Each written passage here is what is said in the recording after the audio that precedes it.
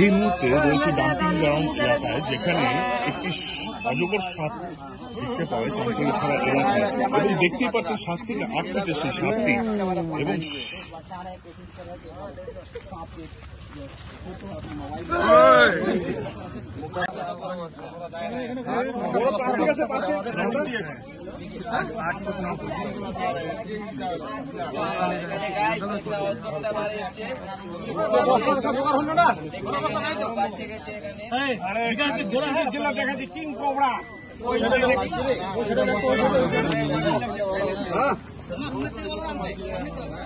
আরে ফোন করো বিশেষ করে বস্তা আসবে জানি খেলি